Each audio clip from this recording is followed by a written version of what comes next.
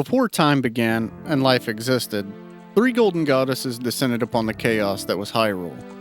Din, the goddess of power, Nehru, the goddess of wisdom, and Faror, the goddess of courage. Din cultivated the land and created the earth. Nehru poured her wisdom onto the earth and gave the spirit of law to the world. Faror produced all life forms to uphold that law. Their labors complete, the three golden goddesses then departed for the heavens, leaving sacred golden triangles at the point where they left the world. These triangles have become the basis of the world's providence and have come to be known as the Triforce.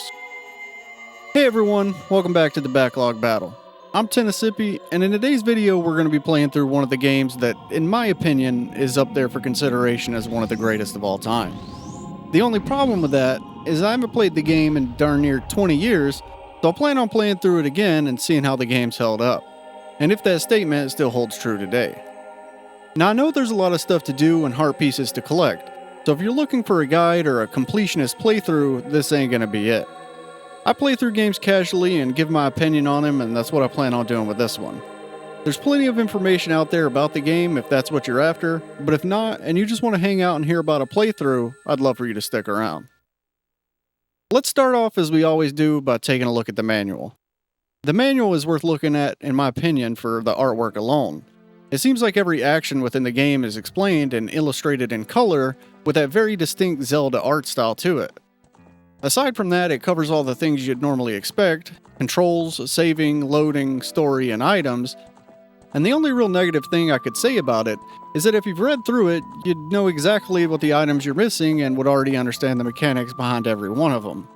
This is good in a way, and I can understand the inclusion of it, but finding all the gear and turning into a fantasy Batman is such a huge lure of the game that pulling all the items kind of detracts from the overall excitement of actually unlocking something new. The Legend of Zelda Ocarina of Time was developed and published by Nintendo and released on November 21st, 1998 for the Nintendo 64.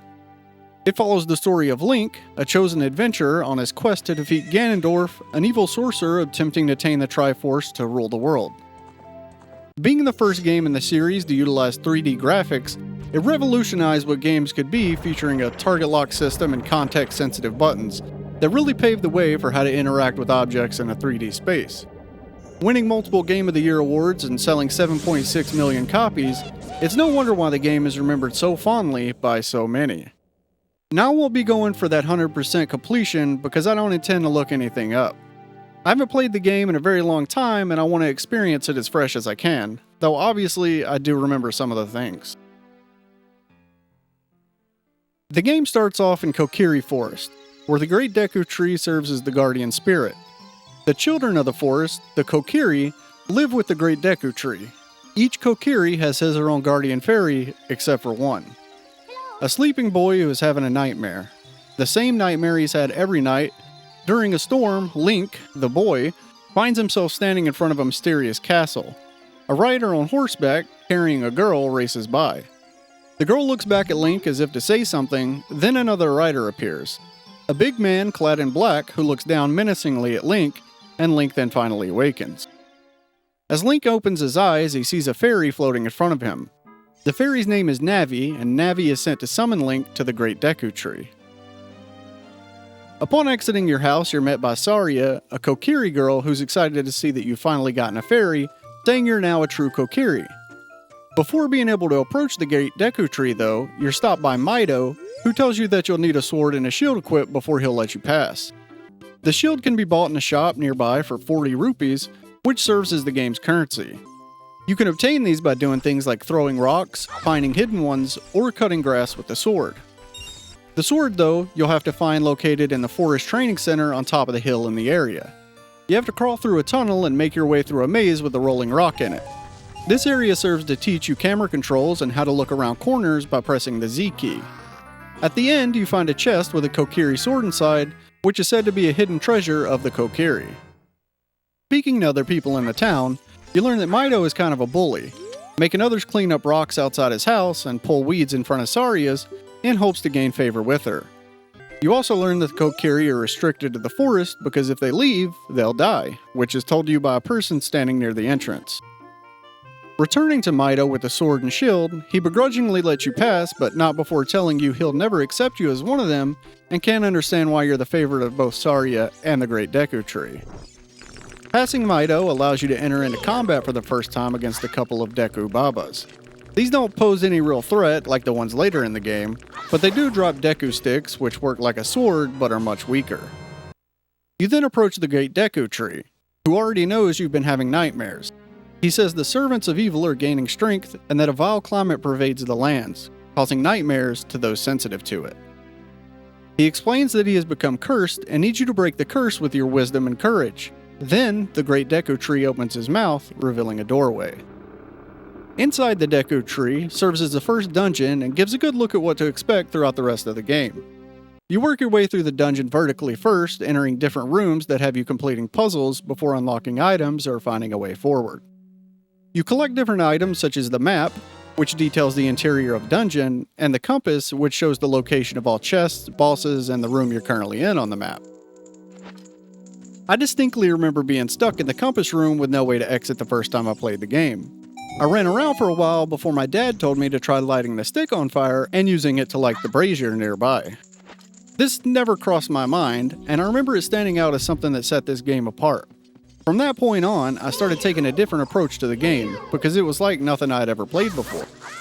Continuing on, I began evaluating every room as a puzzle, and tried to break it down logically until I was able to complete it. Here you'll also unlock the Fairy Slingshot, which can be used in either the free aim mode or with the targeting system. This comes into play in certain rooms where an eye is located over a barred door. Shooting the eye causes the bars to be removed, which allows you to pass. The game doesn't tell you this, it lets you figure it out on your own, and that's what really made the puzzles in this game exceptional the first time around.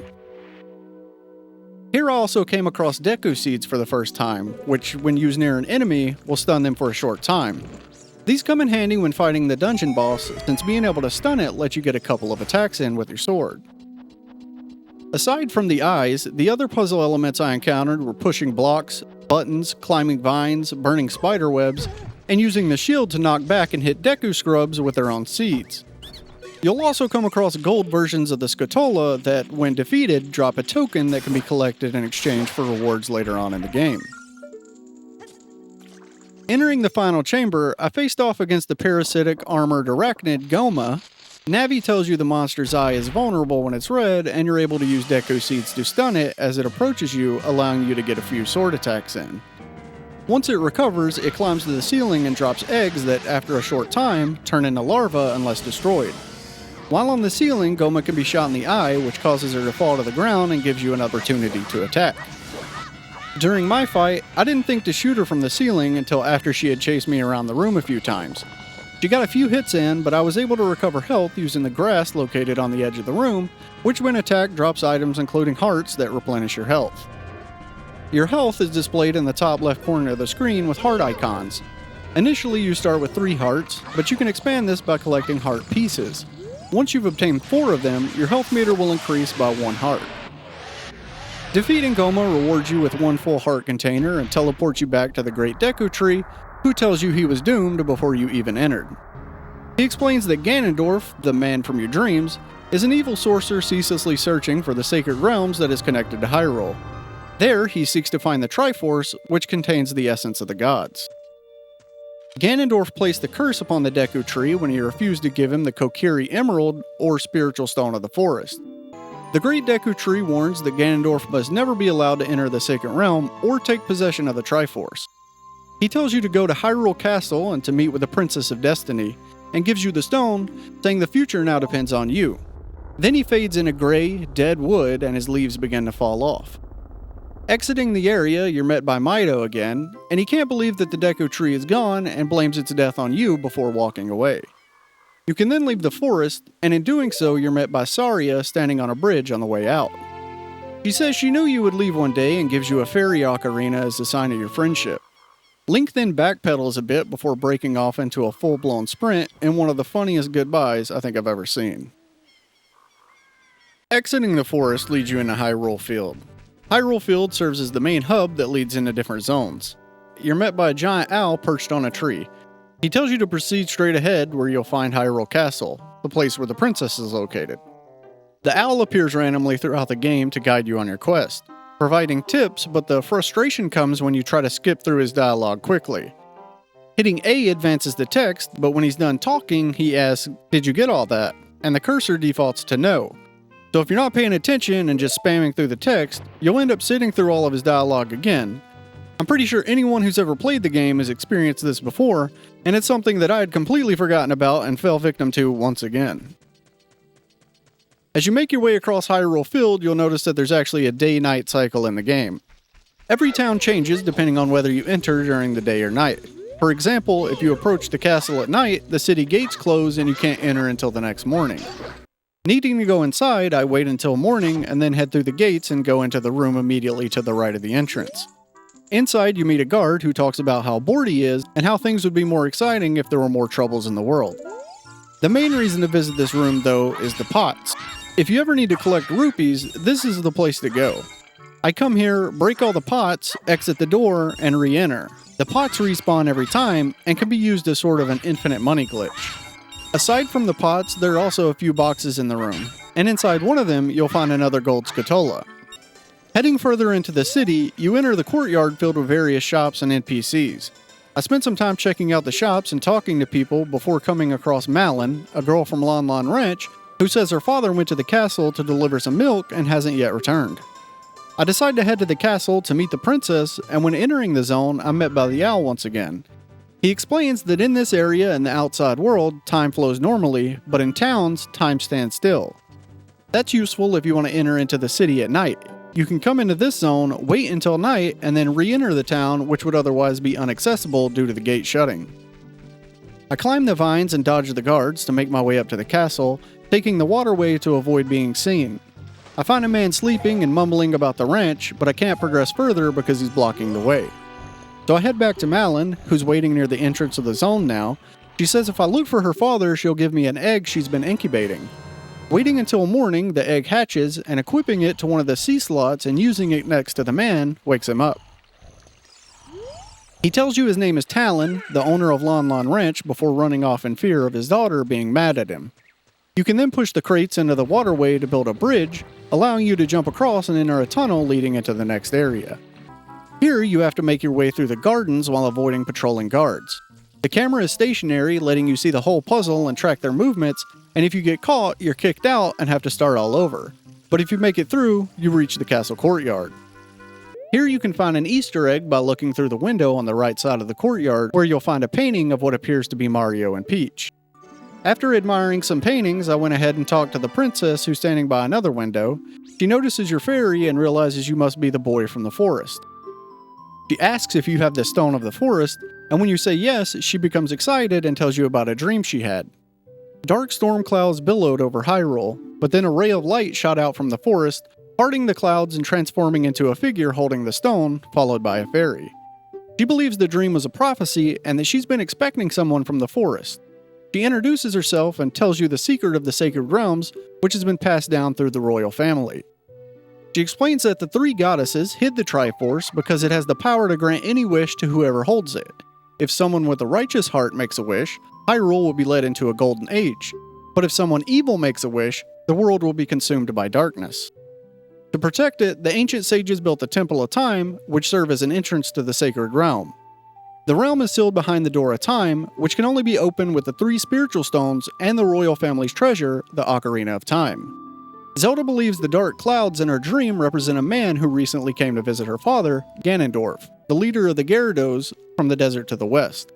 Though he's sworn allegiance to her father, she senses his evil intentions. She believes he's come to Hyrule to obtain the Triforce and rule the world. To stop him, she says she'll protect the Ocarina of Time while you collect the 2 remaining spiritual stones. Once all 3 are acquired, you'll be able to obtain the Triforce before he does. She ends up giving you a letter showing you're on a royal quest and tells you her attendant will then lead you out. That's when you meet Impa of the Sheikah tribe, the woman on the horseback from the dream and Zelda's protector. She teaches you an ancient melody passed down through the royal family, Zelda's Lullaby, and it helps prove your connection with the royal family. She then leads you outside and points towards Death Mountain, home of the Gorons who hold the spiritual stone of fire. She tells you she's from Kakariko Village, located at the mountain's base, and directs you to speak with the villagers before heading up. Kakariko Village is one of the more memorable zones in the game.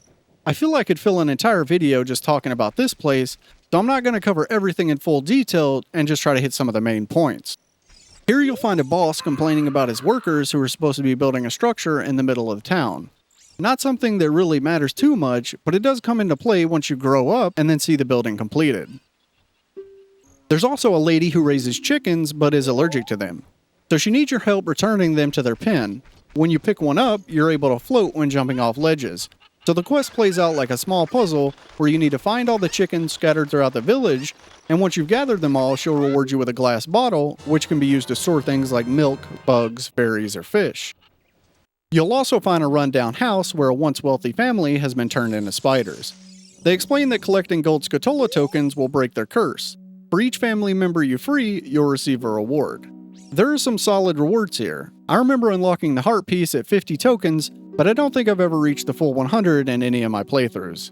It's a massive jump from 50 to 100, and the reward of infinite rubies just really isn't worth it in my opinion. Connected to the village is a graveyard area that changes depending on whether you enter during the day or night. During the day, there's a young boy walking around who wants to be like Dampy, the gravekeeper. At night, Dampy himself wanders the grounds and will dig spots for a fee, sometimes revealing treasures. In this area, I find a grave with a Triforce symbol carved into it. Playing Zelda's Lullaby opens a hidden passage leading into the royal family's tomb. Inside, there's a pile of bones, and when you interact with them, Navi tells you to shine light on the living dead. There's nothing I can do down here yet, so I leave and make a note to come back once I have some more items. There's a few heart pieces located throughout the village. One inside of a cage with a cow that you can reach by floating with a chicken, and another inside the windmill at the top of the hill. When you see heart pieces like these, sometimes you just have to leave them for later and come back once you've unlocked more items. They aren't always obtainable right away, so it's best not to get too focused on one specific piece early on. Heading up the stairs in the village leads to a closed gate guarded by a soldier. Showing him the letter from Zelda gains you access to the mountain path, but he warns you that you might want a better shield before making the trip. He mentions you can get one at the castle and asks you to bring his kid a mask from the mask shop as well. Back in the market, you can pick up the Hylian shield from the bazaar, though because of its size, you can only wear it on your back. The Happy Mask shop is here too, and you learn that you can borrow masks to sell to people, then repay the shop once you've sold the item. The first mask buyer is obvious, the guard who you just spoke to, but after that, the best way to figure out who wants which mask is to wear it and talk to different NPCs. They won't tell you directly, but they'll drop hints about who might want it. Heading up the mountain path, you meet the Gorons and learn about a special flower they have that explodes when picked up. Entering the city, you find out that there's a food shortage because they can't access Dodongos Cavern, their rock quarry. The Gorons eat rocks, and apparently the ones inside the cavern are so good that they'd rather starve than eat rocks from anywhere else. Speaking with the Goron in the center of the city, you find a monument where he explains that the spiritual stone of fire used to be displayed. He says he once took a little taste of it, and after that the Goron leader, Darunia, locked himself away, saying he'd wait for a messenger from the royal family. On the ground level, playing Zelda's Lullaby opens the door to Darunia's room. Inside, you find out he's in a terrible mood because of monsters infesting the cavern, a poor harvest of bomb flowers, and his starving people. He refuses to talk, saying these are Goron problems. Talking to another Goron, you learn that Darunia actually loves to dance, and one of his favorite songs is music that comes from the forest. So I end up heading back to the forest to try and learn a new song. Back in Kokiri Forest, I enter into the Lost Woods, where there are a few mini-games. Shooting a target hanging from a tree earns you a slingshot bag upgrade, and standing on a stump spawns 2 skull kids who play flute tunes. If you copy their songs 3 times, you'll end up getting a heart piece. The game is full of little mini-games like these, offering heart pieces, equipment upgrades, or rupees, and they actually add a ton of value to the game and make exploring every area worthwhile. Continuing through the woods, the owl shows up again, and he tells you beyond the forest lies the sacred forest meadow, and that you should listen for a tune. The Lost Woods act like a maze with 3 paths forward. Choosing the wrong one sends you back to the start, but you can tell which is correct by listening. The louder the music, the closer you are to the right path. So following the melody leads to the meadow. This area also becomes a fast travel point, connecting to both Goron City and Zoras Domain, which we'll explore later on. In the forest meadow, you fight a wolfo for the first time, then make your way through a maze filled with Deku scrubs. At the end, you find Saria sitting on a stump in front of the forest temple. She teaches you Sarias Song, which lets you communicate with her wherever you are. Back in Goron City, I played the song for Darunia, and he burst out in one of the greatest dances of all time. Afterwards, he's in such a better mood, he agrees to talk. He says if you want the stone, you'll have to defeat the monsters in Dodongos Cavern, but he gives you the Goron's bracelet, which allows you to pick up the bomb flowers. You can now use the bomb flowers to destroy stone walls throughout the city. There's a shop, a chest, and even a blacksmith who mentions he's working on something that'll be done in about 7 years. Leaving the city, I head back to the Goron who first told me about the bomb flowers. Here you can throw one down at the valley below to destroy a huge rock and open the entrance to Dodongos Cavern. This is the first real dungeon of the game. At its center is a massive skull-shaped rock with its mouth closed. To progress, you'll need to figure out how to open it. The game does a great job of making you use both new and old items to be able to move forward. You'll light torches, use bombs, climb vines, and press buttons, basically everything you've learned up to this point so far. Inside, you find the bomb bag, which lets you carry and use bombs freely instead of relying on bomb flowers. To open the skull's mouth, you drop bombs into its eyes from the bridge above. When both eyes turn red, the mouth opens. Further inside, you blow open a section of the floor and drop into a chamber filled with lava, where you face King Dodongo, the infernal dinosaur.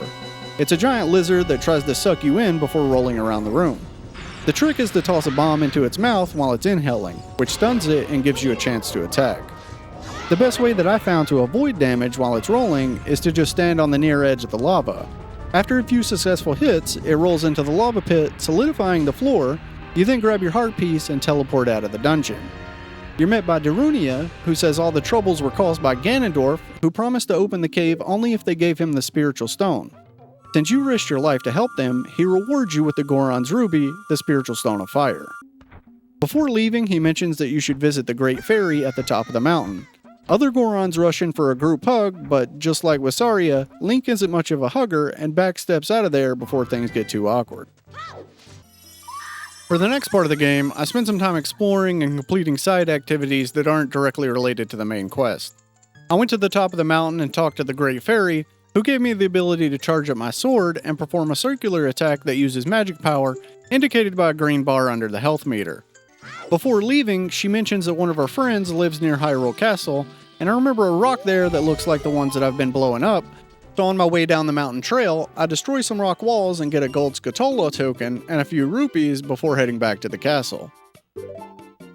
First, I head by the market to turn in the mask and get a new one. This time, I'm given a skull mask, and I can't remember who wants this one, so I just keep it and continue exploring, hoping to find the right person later on. I stop by the shooting range in the market and win an even bigger bag for my slingshot ammo, and then head in towards the castle. Heading back toward the castle, I'll blow up another rock and find a fairy who gives me Den's Fire, an ability that creates a giant fireball around me and expands outwards, damaging enemies and can light things on fire. I notice one of the shops is only open at night, so I'll wait near the castle until nighttime. It's a treasure box shop where you pay to play a minigame. You enter a room with 2 chests, one containing rupees, the other a silver key that opens the next door.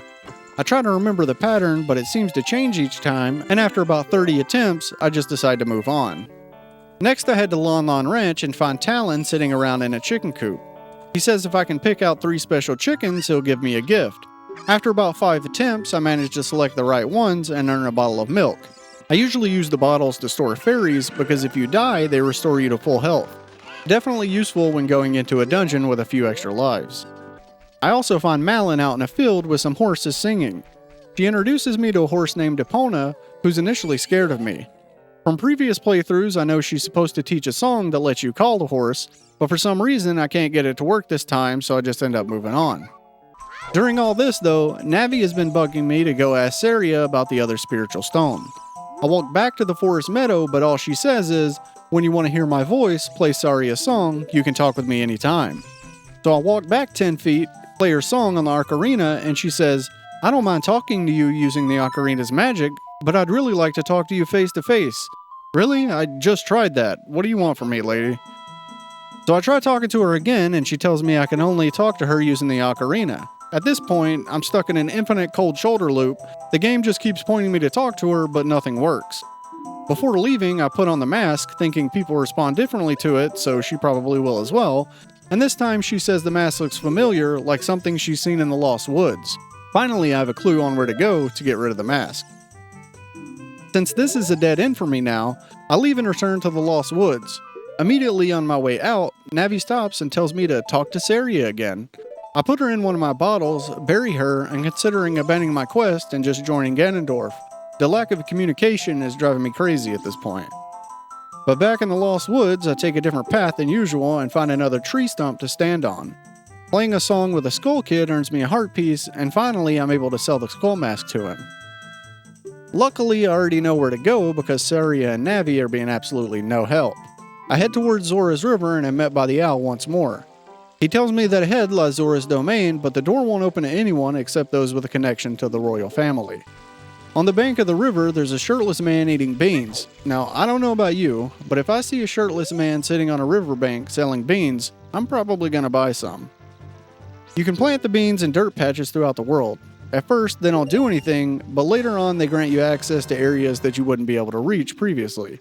Each time you buy beans, the price increases by 10 rupees, and you can purchase up to 10. To get them all, you'll need the adult wallet from the gold Scatola tokens. Further up the river, I find a log. If you pull out your ocarina, frogs will jump onto nearby logs, and playing songs on the ocarina make the frogs go larger and awards rupees. This is a good early game way to farm money. Playing all the songs also gives you 2 heart pieces and unlocks a minigame. Continuing up the river, you reach Zora's Domain. Playing Zelda's Lullaby grants you access, and inside you learn that Princess Ruto, the Zora princess, is missing. There's a minigame on top of the waterfall where you jump down and collect rupees within a time limit. Completing it rewards you with a silver scale, which lets you dive deeper underwater, increasing your dive time from 3 to 6 seconds. This allows you to reach areas like Lake Hylia, where you'll find a bottle containing a note from Princess Ruto. She's trapped inside Lord Jabu Jabu's belly and asks you not to tell her father. I head back and show the note to her father. He says Jabu Jabu has been acting strange ever since Ganondorf arrived. Then he spends an absurdly long amount of time moving out of the way, opening a path to Jabu Jabu. Inside, the minimap shows another area at the back. There, I find a fairy who gives me Faror's Wind, a teleport ability that lets you set a waypoint within a dungeon. This is where I got stuck the first time I played. I actually spent weeks trying to figure out how to get inside Jabu Jabu's belly. It wasn't until my brother came home from school and told me to catch a fish and use it in front of him that I was able to gain entrance. Once inside, the dungeon plays out like all the others. There's a central boss room you can't enter until all the requirements are met. This one is different though because you have to carry Princess Ruto around. You end up running through the dungeon with her on your head, dodging jellyfish and solving puzzles. Some buttons require both your weight and hers to activate, which mixes things up nicely. You also have to destroy 3 tentacles before accessing the boss chamber. The tentacles have weak points that can be hit with a boomerang, which you pick up in this dungeon as well. The boomerang is also handy for collecting out-of-reach items like Scatola tokens or heart pieces. In the boss room, there's a platform with the spiritual stone. Gerudo has you throw her onto the platform, grabs the stone, and the platform ascends. When it lowers, it introduces a mini-boss that chases you around the circular room, and I have to use the boomerang to make it spin and then attack the green spot on its rear to defeat it. After a few hits, it dies, letting you access a previously unreachable door, and this leads to the main boss, the bioelectric anemone Baronade. It's covered in jellyfish with tentacles attached to the ceiling. Using the boomerang, I broke the tentacles, causing the jellyfish to float around. Hitting the now unprotected area with the boomerang freezes it briefly, letting you destroy the jellyfish as well. Once all the jellyfish are gone, you repeat the process, freezing, striking, and dodging beams until it's finally defeated. You collect the heart, and Ruto scolds you for being so slow. After teleporting out, she appears right in your face, scaring the crap out of you, and finally gives you the spiritual stone. Then she says she wants to get married. No way, fish lady. After carrying that fishy butt on my head the entire dungeon, I'm definitely not signing up for that. So now that I've collected all 3 spiritual stones, I spent some time grabbing heart pieces I missed earlier and planting the magic beans in all the locations that I can remember. Next, I head to the castle and witness the vision Link had all play out. While riding off, Zelda throws something into the water before Ganondorf shows up. Once he's gone, I try to retrieve it and find that it's the Ocarina of Time. Zelda speaks to you through the ocarina, explaining that she had to go on the run, but left the ocarina for you. She teaches you the Song of Time, which will open the Door of Time. Before heading to the temple though, I wrap up some loose ends. I return to the mask shop and pick up the spooky mask, which I sell to the boy in the graveyard who wants to be spooky like Dampy. Next is the bunny ears mask. I remember this guy running around Hyrule Field, so I head out and find him. After following him until he stops to rest, I talk to him and sell him the mask. Returning to the shop, I'm awarded with the Mask of Truth, which allows me to read tips from stones that pierce into your mind while you wear it. Now I can check out any other mask, including ones for the Zora, Goron, and Gerudo. With that done, I head to the Temple of Time. Playing the Song of Time places the spiritual stones on an altar, opening the door. Inside, the Master Sword sits in a stone. Pulling it from the pedestal shows Ganondorf following you through the Door of Time into the Sacred Realm. Here marks that I've helped him get exactly where he wanted to go. Suddenly, you wake up in the Sacred Realm, standing in front of Rauru, one of the ancient sages who built the Temple of Time to protect the Sacred Realm's entrance. He explains that this is the Chamber of Sages, the Temple of Light at the center of the Sacred Realm, and the last stronghold against Ganondorf's evil. The Master Sword you pulled was the final key. It's revealed that you're now an adult. Rauru explains that only the Hero of Time could pull the sword from the stone, but you were too young at the time, so your spirit was sealed away for 7 years until coming of age. During that time, Ganondorf gained access to the Sacred Realm, took the Triforce, and used its power to become the King of Evil. His evil power radiated from the temple, transforming Hyrule into a world of monsters. Rauru's influence is limited even in the Sacred Realm. He tells you that awakening the power of all the other sages will allow the sages' seals to contain all evil within the void of the realm. He instructs you to awaken the sages and adds his power to yours by giving you the Light Medallion and then teleports you back to the Temple of Time. Navi warns that you won't be able to use some of the equipment that you were able to use as a child, and when you turn around you see a woman dressed like Impa. She introduces herself as Sheik, a survivor of the Sheikahs and a messenger of the legend. The Hero of Time will join the sages to bind the evil and restore peace. She tells you the first sage is waiting for awakening in the Forest Temple, but due to the temple's evil power, she can't hear the call from the Sacred Realm. Equipped as you are, you won't be able to enter, so she directs you to Kakariko Village first before heading to the temple. Leaving the Temple of Time, I make my way back through the market, which is now destroyed and crawling with monsters. I stop by the room that used to have the guard, and there's a person inside who I'm pretty sure is him, just in the future. He knows your name is Link and tells you he runs a ghost shop. You can collect Poes and sell them to him. I happen to have one from the graveyard, so I sell it and get some rupees. Before heading to the village, I stop by the forest meadow and meet Sheik, who teaches me the Minuet of Forest, allowing fast travel back to the Forest Temple. Back in the village, I notice that the building in the center of town is now complete. It's turned into a shooting range minigame, and all the former market inhabitants have relocated there. After spending quite a bit of time in the village trying to figure out where to go next, I end up going into the graveyard to check on the plant that I had put there earlier. It ends up leading you to a heart piece, and I just start pulling back the gravestones. I actually got pretty lucky because the first one I tried led to a race against Dampy, the old gravekeeper. Following him around a track where he throws fire at you, eventually you reach the end, and even though you don't beat him in the race, you still get the hook shot, which lets you pull yourself to a location. I return to the Forest Temple and pull myself up on the ledge and am able to enter. This dungeon steps things up quite a bit. In the first room, 4 torches are carried away by Poes that fly off into the dungeon. Relighting them requires defeating the Poes, but finding them is pretty difficult. I unlock the bow and am able to progress for a little while, but I get stuck trying to find all the different Poes. After wandering around for quite a while, I realized that one of the staircases I had went down had paintings with Poes in it. When you approach the painting, it would make a noise and then disappear into one of the other paintings. Using the bow, I was able to shoot the paintings when the Poe was in them, forcing it out so I could fight and defeat it. I like how this makes you use newly acquired items in a clever way. Later on, there's a hallway that twists when you shoot an eye above the door. This rotates the room at the end, leading to 2 different paths. I eventually figure out that reshooting the eye resets the hallway, and this finally let me finish. At the main room with 3 lit torches, I fight the last Poe, which makes copies of itself. I charge my sword and hit all the clones at once, revealing the true Poe, then try to fire an arrow into it before it disappears again. Defeating the last Poe leads you to the final boss room, where you face off against the evil spirit from beyond, Phantom Ganon. This clone of Ganon flies in and out of paintings, and I shoot at it when it emerges and reflect its magic balls back at it, with each volley coming faster than the last. After multiple rounds, you can finally strike Ganon directly. The dungeon is phenomenal. The puzzles are challenging but logical, and using items creatively like shooting pose out of paintings feels extremely rewarding. The boss fight is incredible too. Watching Ganon dash through the paintings on the Nintendo 64 and having to return his attacks adds a cinematic feel that still stands out today. Teleporting out of the temple takes you back to the Chamber of Sages where you meet with Saria. She reveals she is the Sage of the Forest Temple and awards you with the Forest Medallion before teleporting you outside in front of the Deku Tree. There, the Deku Tree Sprout thanks you for breaking the temple's curse. He explains that the Kokiri never grow up, which is why none of them recognize you. He reveals that you're actually a Hylian. Before the King of Hyrule unified the country, there was a war. Your gravely injured mother fled to the forest, and the Deku Tree, sensing your destiny, took you in and raised you as a Kokiri to protect you. After completing the Forest Temple, I head back to Lon Lon Ranch because I know I need Epona's song.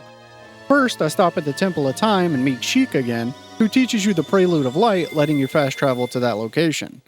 Placing the Master Sword back in the pedestal teleports you back in time 7 years, so I do that and head over to the ranch. I find Malon in the field again, chat with her a few times, and then pull out my ocarina to learn her song. I then return to the temple, move forward in time again, and go back to the ranch. That's when I learn Ingo has taken over. He plans to give one of the horses to Ganondorf. He's standing outside the now gated field, and you can pay him to ride one of the horses. After paying, you enter into the field and play Epona's song, and the horse comes running. If you're going fast enough, you're able to jump over a couple of gates that are within the field, and then if you speak with Ingo, he'll challenge you to a race. A single lap around the outside of the field. Winning once isn't enough. He calls for a rematch, and if you win again, he begrudgingly says you can keep the horse. Of course, he won't let you leave because he slams the gate shuts, but you have to hop on Epona and then jump over the gate and escape the ranch in style. I then ride Epona over to Kakariko Village because Navi keeps hinting that the cloud over Death Mountain is strange. I stop by the shooting range first and upgrade my quiver before heading up the mountain to Goron City. Once there, the only people I see are the big guy working on the weapon and a Goron rolling in the center of the ring. The weaponsmith wants 200 rupees for his blade, so you actually have to go back to the Spider Curse house and pick up the adult's purse before being able to purchase it. The weapon is a two-handed giant's knife, but it breaks after a few uses, so it doesn't really feel very practical. The other Goron introduces himself as Link, Darunia's son. He tells you that Ganondorf's followers captured everyone and took them to the Fire Temple to feed them to the ancient dragon, Volviga. He gives you a red tunic to endure the temple's heat and urges you to go save them. After that, I made my way to Death Mountain Crater, next to the fairy who had taught me the sword attack. There, Sheik teaches me the Bolero of Fire, allowing fast travel to the temple. The Fire Temple is a good dungeon, but not quite as good as the Forest Temple in my opinion. You first spot Darunia across a lava gap, and he asks you to free his people while he faces off against the dragon. He doesn't have the Ancestral Hammer though, which is a crucial weapon for defeating Volviga, which had been used by his ancestors before. Inside, you eventually find the hammer, which lets you hit rusted buttons, smash the ground, knock over enemies, and move large blocks. This dungeon feels more straightforward than the Forest Temple. There's less wandering around and trying to figure out where to go. Eventually, you drop a block into the lava gap to reach the boss room and face off against the dragon Volviga. A subterranean lava dragon, the fight is basically whack-a-mole. The dragon sticks its head out, you smash it with a hammer, and then attack with your sword. Sometimes it dives back into the ground, making rocks fall, or flies around shooting fire. You repeat this cycle until it crashes out of the sky and breaks apart in a pretty cool death animation. With the clouds over the volcano clearing, you're then teleported back to the Chamber of Sages, where Darunia gives you his medallion and takes his place as one of the sages. After that, Navi hints at the next destination being near Zora's River, where an icy wind is blowing. So I go ahead and head that way, and upon arrival, the domain is completely frozen over. There's no NPCs in sight, and I notice the king is trapped in red ice, which is different from everything else. The path behind him is still open, so I decide to revisit Jabu Jabu's area. There, Jabu Jabu is nowhere to be found, but you find a large opening leading to floating ice blocks. After jumping across them, collecting a heart piece, and falling in the water quite a few times, I enter into the ice cavern. I search through the cavern, but initially think I'm in the wrong area and I can't find a way to thaw the ice. And there, I find a pedestal of blue fire which can be placed in bottles. Using blue fire on the red ice finally breaks it, clearing the way and rewarding you with the iron boots. These allow you to sink underwater, which let you run along the bottom of the ocean. Sheik teaches you another song leading to the water temple, explaining that all the Zora are trapped beneath the ice except for the princess. She's already headed to the temple where the ice's source, a monster, awaits. Before entering, I unthaw the king, who rewards me with a blue tunic that allows breathing underwater. Playing the song takes me back to Lake Hylia and into the water temple. Honestly, I loathe this dungeon. The design is clever enough, and all the puzzles make sense, but constantly switching between iron boots and regular boots just to sink or swim felt tedious and annoying to me. The dungeon begins with Princess Ruto guiding you into a flooded section. She explains that the water level can be raised or lowered at 3 Triforce symbols by playing Zelda's Lullaby. Then she disappears. So I systematically explored all floors, but eventually hit a door requiring a silver key that I hadn't found yet. After hours of flooding, draining, and exploring, I finally discovered a hidden underwater passage in the center chamber that gave me the key and allowed me to progress further on. The mini-boss fight was pretty fun. There's a dark mirror version of yourself that you have to fight, and I didn't immediately figure out the strategy, so I ended up just relentlessly attacking him and eventually winning after a few fairy revivals. The final boss, Morpha, had me dodging water tentacles while using the hook shot to grab its heart and deal damage. I got grabbed and flung around more times than I care to admit, but eventually ended up defeating it. After collecting the heart piece, you teleport back to the Chamber of Sages, where Princess Ruto awards you with the water medallion. For me, this dungeon was the least enjoyable of everyone in the game. Constant boot switching, hidden paths, and slow water movement made it feel like a chore. I know many people love it, but personally, no thanks. After returning to the chamber, Sheik appears again. The water in the lake rises back to normal, and nearby there's a marker prompting me to shoot the sun with an arrow.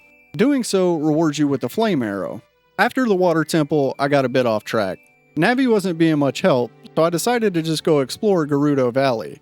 Using Epona to jump over the broken bridge, I met the master craftsman who told me that his workers had gone into the Gerudo fortress to join the Gerudos. He wanted to fix the bridge but couldn't and asked if I could find his workers for him. Inside the fortress, it turned into a hide-and-seek mission. I had to avoid the Gerudo while locating his craftsman. If caught, I'd be placed in a cell, which you could escape by using the hook shot. The fortress is a complex maze, so finding all 4 craftsmen took quite a while. I did discover that shooting the guards would temporarily knock them out, which ended up making it easier to be able to get around. Once I located the craftsmen, defeating a guard near their cells would drop a key, which I could use to free them. After rescuing the 4th worker, a Gerudo appeared.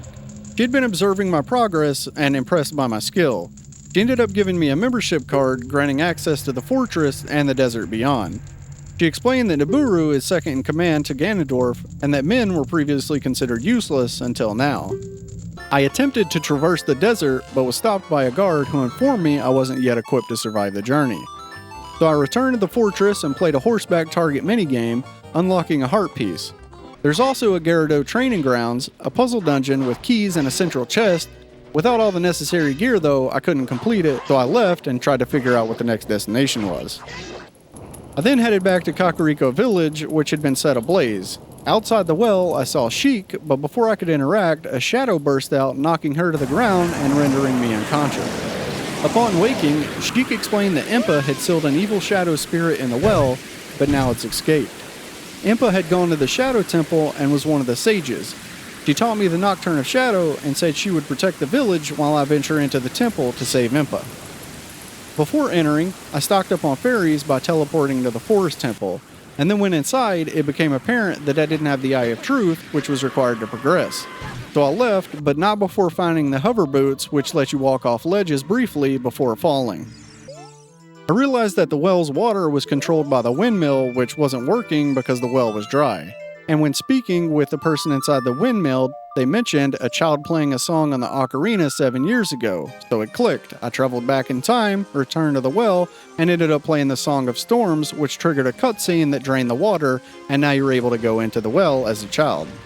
Inside the well, I navigated a short dungeon to obtain the Eye of Truth, which highlights hidden holes and false walls. I then returned back to the Temple of Time, and then went back to the Shadow Temple as an adult. The dungeon overall was fun, but I did have trouble when I ran out of magic and had to leave at one point to visit a fairy to replenish it. I intended to use the one on top of the mountain, so I traveled there and decided to take a look around since I had the long hook shot, and figured I'd be able to get a few heart pieces. I was able to grab one by climbing down the wall, but couldn't figure out how to grab the one on top of the hill. While searching the area though, I did end up blowing up some rocks that led into another great fairy who actually doubled my magic meter, and that honestly couldn't have happened at a better time in the game. I headed back to the Shadow Temple and was able to make my way through it without issue from there. The temple and inside the well I would kind of sum up into one dungeon, as it requires you to do the smaller one before being able to access the larger. I really like the theme and remember thinking as a kid that this place was kind of scary. The hands that pop up out of the ground while holding you while this towering monster lurks towards you covered in blood feel a little out of place in what besides from that is a very childish looking game. The boss fight I found to be one of the funnest fights in the game. I like how you had to quickly swap between targets and stun the hands before they hit, allowing you to attack the monster. It was a good use of the targeting system and felt really rewarding to swap between quick shots with the bow and sword slashes to the monster's eye. The death animation was one of the better as well, violently slamming the drum-type platform before slowly collapsing and fading away. After the fight, I did the standard heart piece and teleport to the chamber where Impa gave me the shadow medallion, and wanting to waste no time, I headed straight for the desert. There I entered into the haunted wastelands where visibility is near zero and you have to find your way through the desert by following wooden poles with flags on top. I encountered a vendor on a magic carpet, but due to not having enough rupees, was unable to buy whatever he was selling. Continuing on, you come across some ruins that when you use the Eye of Truth, a Poe appears and leads you to the temple. During the chase, there are a lot of enemies that follow you, but I just ignored them, hoping not to lose the Poe. Eventually, you do come up on the Desert Colossus, and I found another great fairy by breaking a rock in the wall. This one awards you with Nehru's Love, which is a protective barrier when used.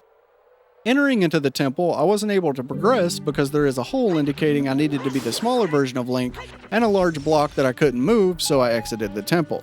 There I was met by Sheik again, who taught me the Requiem of Spirit, and I decided to return as Child Link.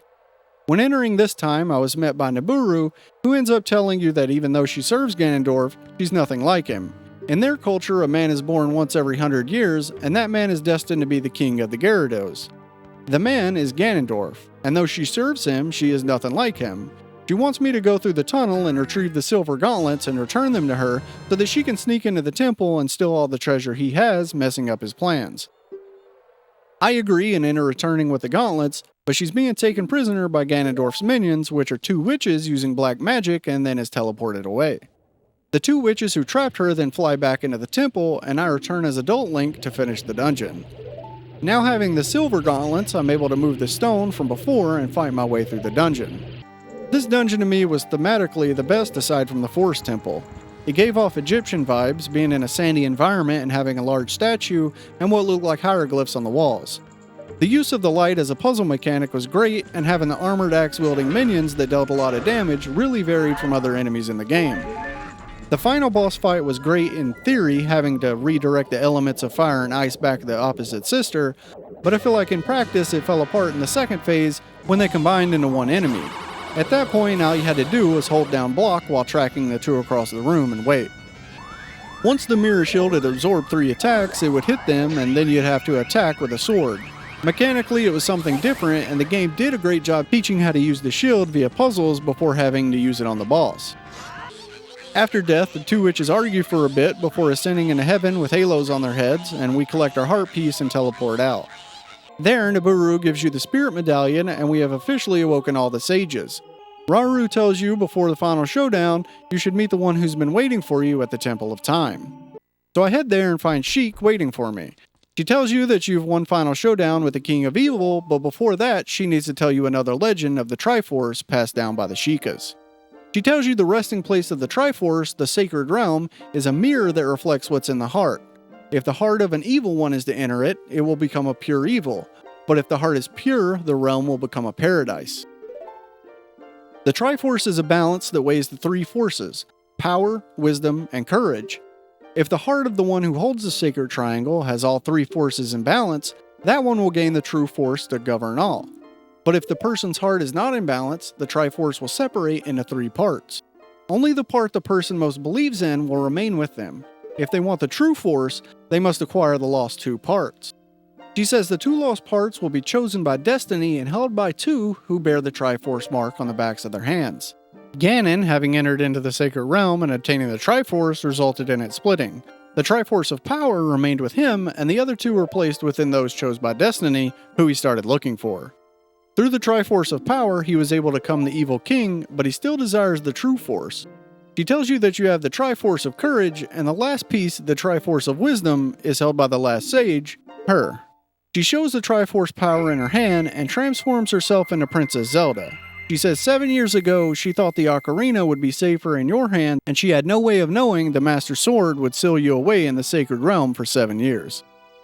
During that time, Ganondorf was able to become the evil king, and the Sacred Realm became a world of all evil. She passed herself off as Sheikah, waiting for you to return. And now that you're back, Ganondorf's evil reign can come to an end. Her plan is for the 6 sages to open the sealed door and lure Ganondorf back into the Sacred Realm, where she can seal him away, removing him from Hyrule. She needs you to protect her while she does this, and gives you the Arrow of Light to fight against the evil force. During this time, Ganondorf has discovered your location and seals Princess Zelda in what looks like a crystal. He says she let her guard down, and he knew if he let you run around, she would eventually show up. She's then teleported away, and he says he underestimated the Triforce of Courage. But when he has the Triforce of Power and Wisdom, he will become the true ruler of the world, before laughing maniacally and telling you to come to the castle if you want to save her. I decide to head straight to the castle, which is floating above a big pool of lava. I search the area and find a gold scatola and a giant rock that I can't move even with the silver gauntlets. I enter into the castle and have to break 6 barriers that are preventing you from climbing up.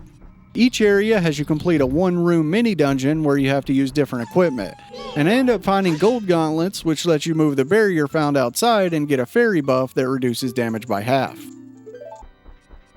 After breaking all 6 barriers, you're then able to climb the castle and face off against Ganondorf. This fight was a bit irritating. The first time I went in, I wasn't sure what I was supposed to do and ended up not being able to progress because I ran out of magic. I restarted the fight, this time with 2 mana potions, and was able to beat him pretty easily. I stood on the outside edge of the room and knocked back his magic attack, which stuns him, then shot him with the light arrow before jumping to the platform in the middle of the room and attacking with the sword. After defeating him, he uses all his power to explode the windows and make the castle start falling into the lava below. Zelda appears, now free, and you have to follow her around the winding exterior of the castle, dodging rocks. Making your way out of the castle, you're then met by Ganondorf a second time, but he transforms into Ganon, a giant dual-wielding monster that knocks the Master Sword out of the fighting arena. I was able to defeat it by using the light arrow to stun it, and then attacking its tail with the broken giant sword I had. After he is down, Zelda calls for the sages to do their thing, and they open the sealed door and send Ganondorf into the void of the evil realm.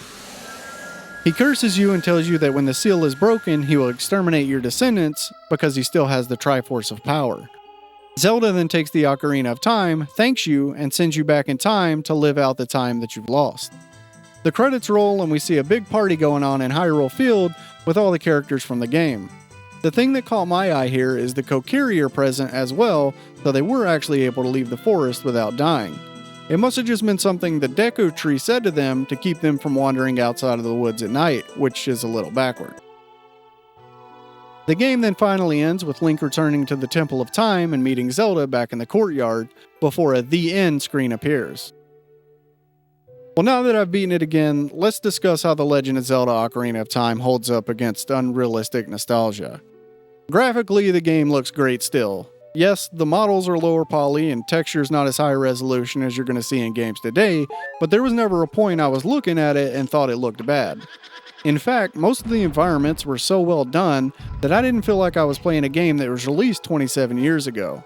I love looking back and seeing how creative people were able to get with the limited hardware that they had, and it seems like they used every trick in the book to make this one not only look great, but run great on the hardware of the time. Zones like Kokiri Forest, Zoras Domain, and Death Mountain all gave unique, distinct settings that were complemented by great music and a host of characters to interact with. I mean, the fact that they were able to make Kokiri Forest feel like a forest with so few trees is actually astounding and goes to show you the care they put into each zone. The story, while not revolutionary or overly exciting, did a great job of leading you from zone to zone and felt more about the journey to the end and the characters that you met along the way rather than the ending itself. Combat was fun and, while not hard, challenges you to learn how an enemy attacks and what its weakness is. You could bash an enemy to death or just listen to Navi and learn how the enemy was intended to be taken care of. Coming back to this one, after having used modern controllers for so long with 2 joysticks, I worried how the targeting system and camera control would feel, but any worries I had were quickly squashed because the Nintendo 64 controller fits this game perfectly, and I don't think I'd want to play it any other way. As far as items and puzzles go, this game is a masterclass in how it should be done. Items and their use are introduced to you and realized by using them or completing a puzzle, and you never really grow out of them. Shooting an eye or lighting a torch is something you do in the beginning of the game, but it's expanded upon by requiring you to use Din's fire or the bow instead of the slingshot. Puzzles are introduced and then expanded upon, which makes completing them feel familiar yet rewarding. Figuring things out is really the name of the game. Navi assists you to a certain point, but you have to keep your eyes and ears open to really figure out how to move forward. Towards the end, I found figuring out where to go and how to get into each temple to be the hardest part of the game. I found Dampy's hookshot on pure luck alone, and the blue ice had me stumped for a while. I really didn't expect to get stuck on anything playing through, as I've played through it before, though it was a nice challenge when I actually couldn't figure out what to do. All in all, this game is great and has stayed great. If you haven't played it before or haven't played through it in a while, do yourself a favor and run through this one more time. My next Zelda game will be Majora's Mask, as I've actually never attempted a playthrough, and this one's just got me excited for it now. Well everyone, I hope you enjoyed your time here. I appreciate if you stuck around this long. I hope all of you have a great day, and I hope to see you in the next one.